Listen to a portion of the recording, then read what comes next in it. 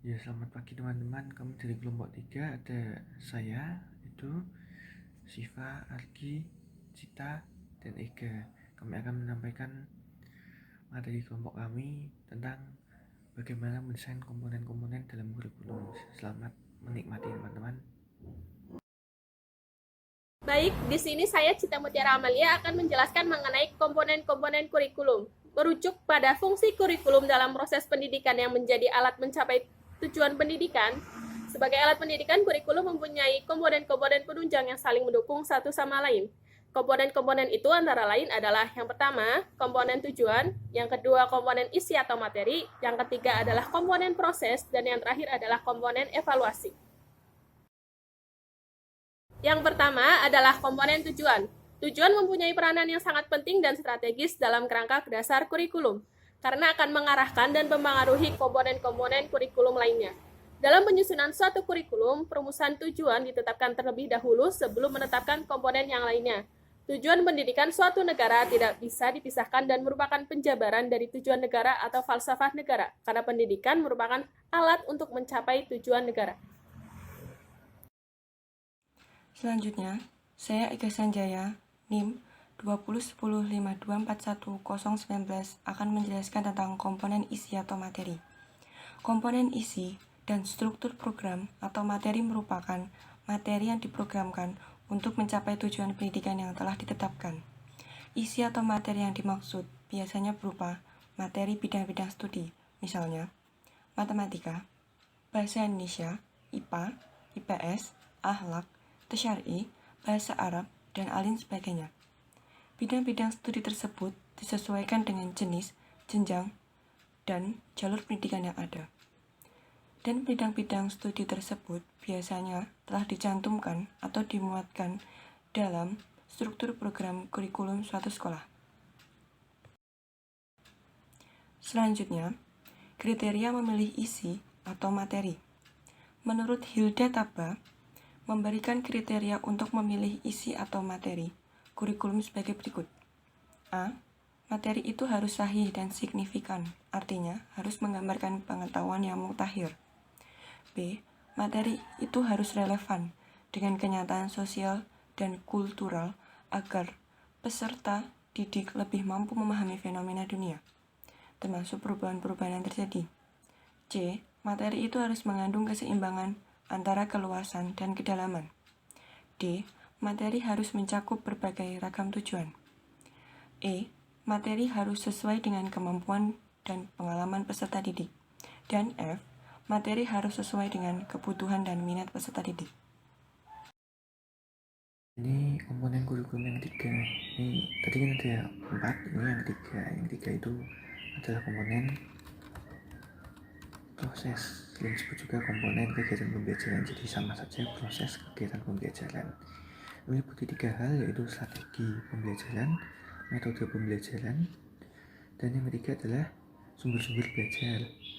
Nah, bedanya strategi dan metode itu apa? Strategi itu lebih ke cara penyampaian materi, kalau metode itu lebih ke pendekatannya. Misalnya apa? Misalnya kalau strategi ini ada 4. Yang umum, ekspositori itu guru menjelaskan pada siswa. Jadi materi itu diolah guru, lalu hasil olahannya disampaikan ke siswa. Lalu heuristik, ini siswa dibantu untuk menemukan sendiri materinya. Contohnya apa? Contohnya dengan praktikum. Lalu ada pembelajaran lewat kelompok-kelompok kecil dan belajar mandiri atau belajar individual. Ini strategi itu cara penyampaiannya. Lalu yang metode ini pendekatannya itu macam-macam.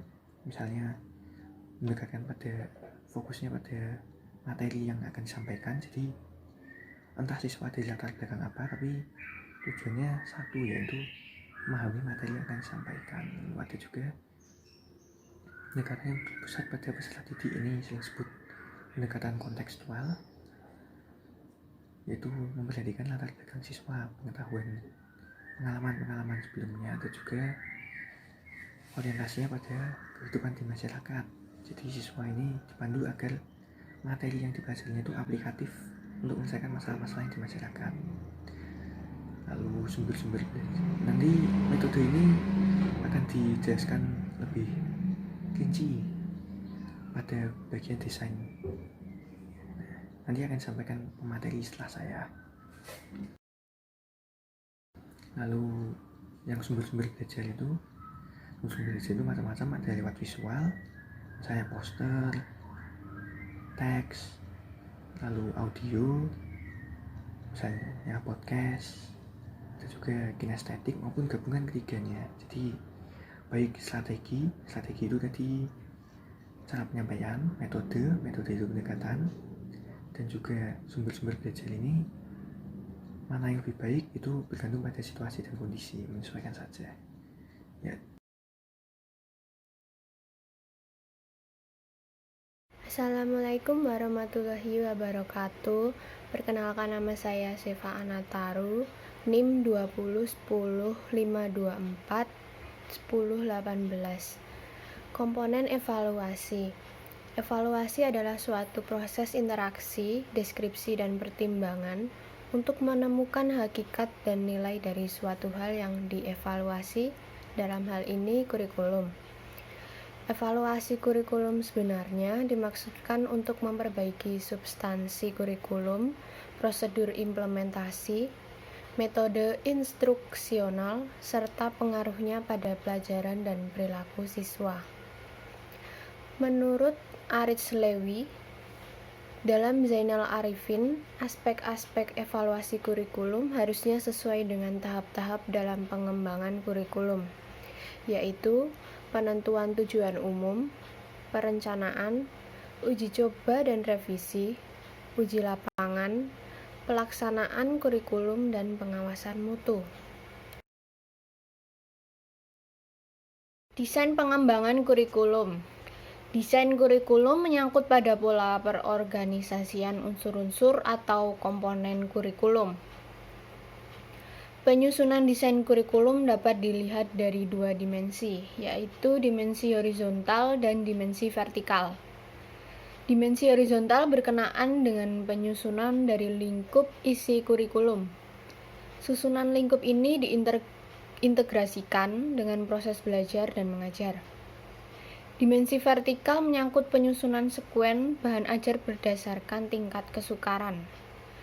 Bahan tersebut disusun mulai dari yang mudah, kemudian menuju pada yang lebih sulit, atau mulai dari yang dasar kemudian dengan yang lanjutan.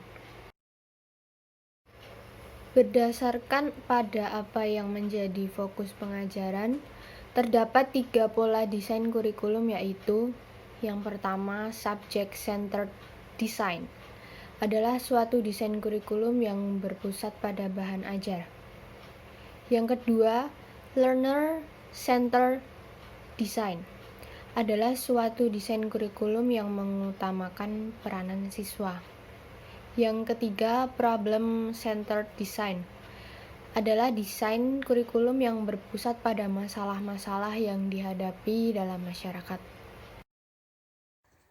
Ya, baiklah, saya Argi Fahri Atmaji akan melanjutkannya. Selanjutnya adalah subject-centered design. Subject-centered design merupakan bentuk desain yang paling populer, paling tua, dan paling banyak digunakan. Dalam subject-centered design, kurikulum dipusatkan pada isi atau materi yang diajarkan. Kurikulum tersusun atas sejumlah mata pelajaran, dan mata pelajaran tersebut diajarkan secara terpisah-pisah. Subject-centered berkembang dari konsep pendidikan klasik yang mengenakan pada pengetahuan, nilai-nilai, dan warisan budaya masa lalu, dan berupaya untuk mewariskan kepada generasi berikutnya. Karena mengutamakan isi atau bahan ajar, maka desain kurikulum ini disebut juga subjek akademik kurikulum. Selanjutnya, kelebihan subject-centered design. Kelebihannya sebagai berikut ya. 1. Mudah disusun, dilaksanakan, dievaluasi, dan disempurnakan. Yang kedua, para pengajar tidak perlu dipersiapkan khusus, asal menguasai ilmu atau bahan yang akan diajarkan, yang sudah dikuasai oleh pengajar. Selanjutnya adalah kekurangan ya, kekurangan subject center design. Kekurangannya adalah karena pengetahuan yang diberikan secara terpisah-pisah, hal itu bertentangan dengan kenyataan sebab dalam kenyataan pengetahuan itu merupakan suatu kesatuan. Lalu karena mengutamakan bahan ajar, maka peran peserta didik sangat pasif. Pengajaran lebih menekankan pada pengetahuan dan kehidupan masa lalu. Dengan demikian, pengajaran lebih bersifat verbalistis dan kurang praktis. Berikut adalah Learner Centered Design. Learner Centered Design merupakan penyempurnaan terhadap beberapa kelemahan dari Subject Centered Design. Desain ini mengutamakan peranan isi dari kurikulum. Learner Centered Design memberi tempat utama kepada peserta didik. Di dalam pendidikan, yang belajar dan berkembang adalah peserta didik sendiri. Guru atau pendidik hanya berperan menciptakan situasi belajar mengajar, mendorong atau memberikan bimbingan sesuai dengan kebutuhan peserta didik. Learner Centered Design bersumber dari konsep Osho tentang pendidikan alam, menekankan perkembangan peserta didik. Kelebihan dari Learner Centered Design. Learner Centered Design memiliki kelebihan yang pertama adalah motivasi intrinsik pada siswa. Yang kedua, pembelajaran memperhatikan perbedaan individu. Dan yang terakhir, kegiatan pemecahan masalah memberikan kemampuan dalam menghadapi kehidupan di luar sekolah. Learner Centered Design juga memiliki kekurangan. Kekurangannya yang pertama adalah dalam kenyataannya, siswa belum tentu tahu persis kebutuhan dan minatnya. Yang kedua, kurikulum tidak mempunyai pola dalam penyusunan strukturnya. Yang ketiga, menuntut guru yang ahli dalam banyak hal. Selanjutnya, saya akan menjelaskan tentang Problem Centered Design. Problem Centered Design mengutamakan peranan manusia. Konsep pendidikan para pengembang model kurikulum ini berangkat dari asumsi bahwa manusia sebagai makhluk sosial selalu hidup bersama. Konsep-konsep ini menjadi landasan pula dalam pengembangan kurikulum. Problem Centered Design menekankan pada isi maupun perkembangan peserta didik. Selanjutnya, Problem Centered Design memiliki beberapa kelebihan dan kekurangan. Kelebihan Problem Centered Design yaitu 1. Integrasi dari beberapa subjek berdasarkan problema sosial. 2. Prosedur belajar pemecahan masalah. 3. Penyajian bahan ajar yang relevan dengan kebutuhan masyarakat.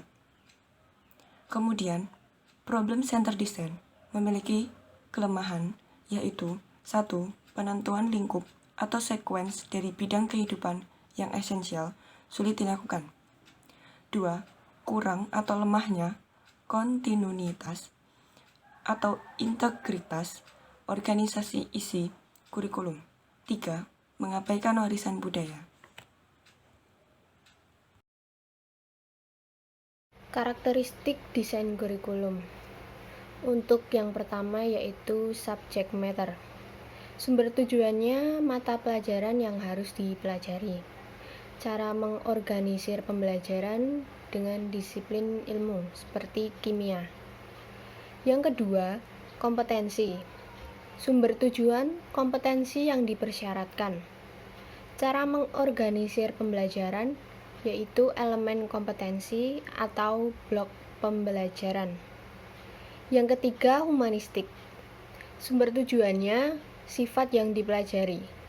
Cara mengorganisir pembelajaran yaitu klarifikasi nilai. Yang keempat, rekonstruksi sosial. Sumber tujuannya kebutuhan sosial. Cara mengorganisir pembelajaran yaitu dengan aktivitas masyarakat. Jadi kesimpulannya ya teman-teman, kami dapat menyimpulkan dari sini yaitu komponen pokok kurikulum ada 4, yaitu tujuan, isi atau materi, proses, dan evaluasi. Komponen-komponen tersebut harus ada kesesuaian, saling berhubungan, dan ketergantungan, sehingga membentuk sebuah sistem. Yang kedua, desain pengembangan kurikulum terbagi menjadi 3 pola, yaitu Subject Centered Design, Learner Centered Design, dan Problem Centered Design. Setiap pola memiliki kelebihan maupun kekurangan masing-masing. Terima kasih. Sekian dari saya. Demikian yang dapat kami sampaikan. Saya mewakili teman-teman Kelompok 3 meminta maaf untuk segala kesalahan dan kekurangannya. Semoga bermanfaat. Bila ada yang ingin ditanyakan, silahkan di forum diskusi. Kami menunggu teman-teman sekalian. Terima kasih.